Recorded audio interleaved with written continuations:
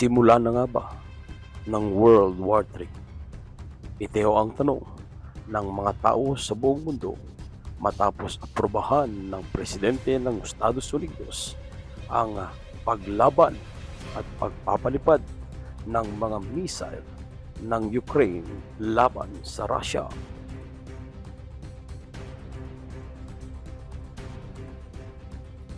Usap-usapan ngayon ang balita ng pagpayag ng US administration under ng outgoing administration ng Pangulong Biden na kung saan ang desisyon nilang pagbibigay ng aproba sa tinatawag nating pagpapalipad ng missile ng Ukraine patungo sa Russia ay isang malaking mali desisyon.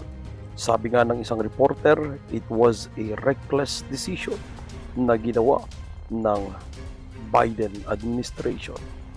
At dahil dito, madaragdagan pa ang hidwaan na meron sa pagitan ng Russia at Ukraine.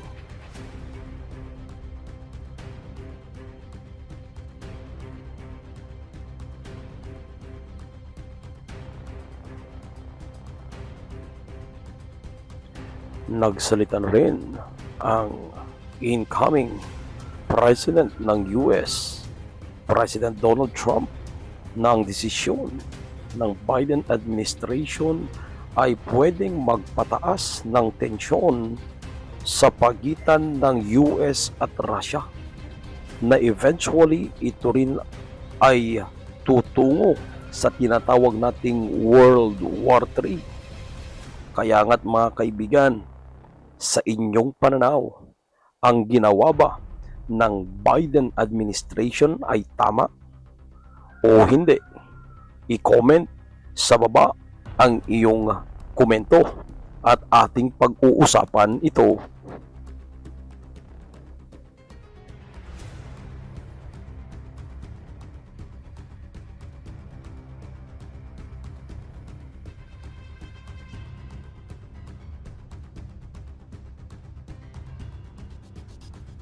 Sa mga nagdaang gyera ng mundo, nakita natin at nasaksihan natin ang epekto nito. Buhay, maraming buhay ang nawala. Maraming mata ang lumuha. Maraming mga bahay, ari-arian ang nasira. At ang mga ito ay nagbigay ng napakalaking pagbabago sa buhay ng bawat tao. Ang pagsisimula ng World War III ay isang malaking usapin na magbibigay sa atin ng kaisipan tungkol sa hinaharap.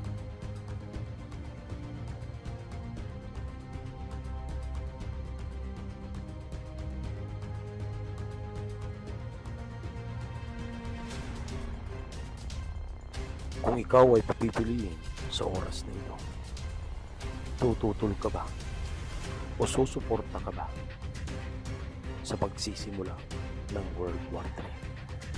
Alam natin na ang usaping ito ay sangkot tayong lahat, kahit man tayo ay malayo sa Amerika, malayo sa Russia at Ukraine. Kasali tayo sa usaping ito. Kaya't kaibigan, ano ang iyong palagay?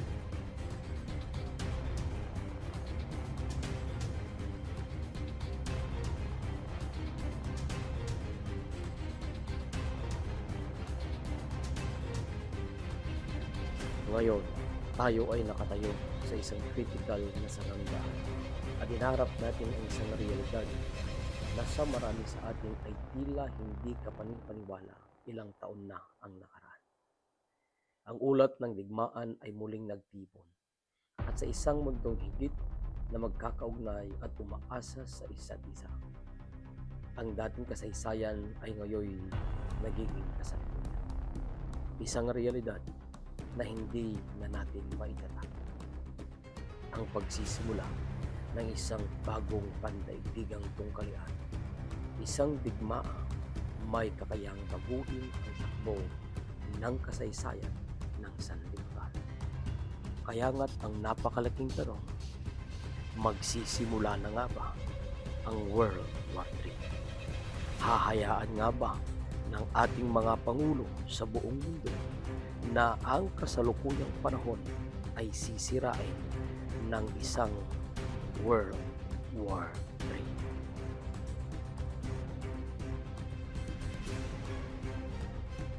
Hahayaan ba natin ng ating buhay ay babalutin ng sama ng loob, takot at hinagpis?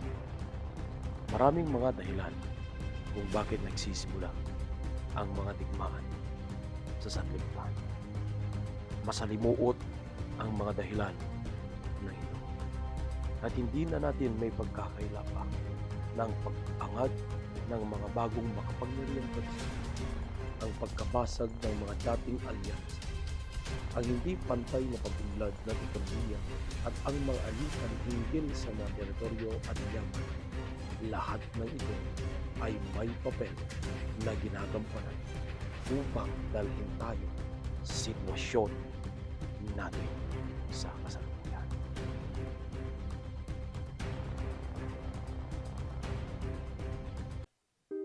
Tignan mo at pansinin mo ang kapayapaan at katahimikan na meron tayo ngayon. At sa likod ng mga ito, hindi natin maaaring baliwalain ang nakakatakot na katotohanan. Ang mga armas ng digmaan ay nagbabago na. Ang mga laban na dating nagaganap sa mga larangan ng digmaan ay ngayon nagaganap na sa mga cyberspace, sa mga digmaang impormasyon at sa mga lihim na operasyon. Ang mga bansa ay nag-iimbak ng teknolohiyang may kakayang magwasak ng mga lungsod sa loob ng ilang segundo. Ngunit kahit na tayo ay nasa bingit ng digmaang ito, hindi pa huli upang magbago ang ating landas. Dapat nating alalahan at isaalang-alang ang mga aral ng kasaysayan. Ang mga hindi mabilang na buhay na nawala sa dalawang digmaang pandaigdig noong ika-20 siglo.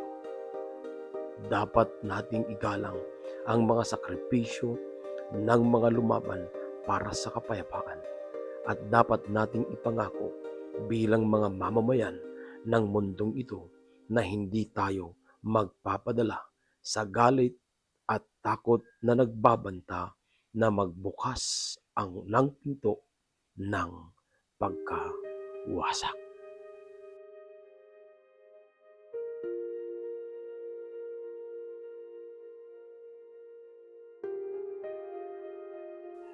Tandaan mo, kaibigan, may magagawa ka.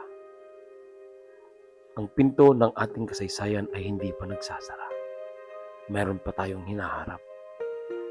Kaya't ikaw ay mayroong malaking papel sa nagbabadyang digmaang ito. Anong pipiliin mo, kaibigan? Ikaw ba ay tututol o ikaw ba ay susuporta sa klaseng digmaang ito na magbabago sa buhay natin kapag nagsimula? Ang pagpili ay nasa iyo, kaibigan.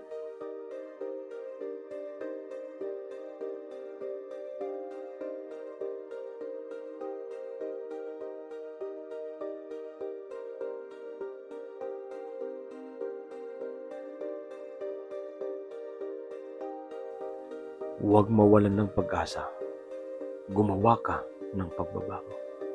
Ipakita ito sa mundo. At pwedeng maging mitsa din yan ng pagkamatay ng mitsa ng tigmangan. Kaibigan, magpagamit ka ngayon sa Diyos.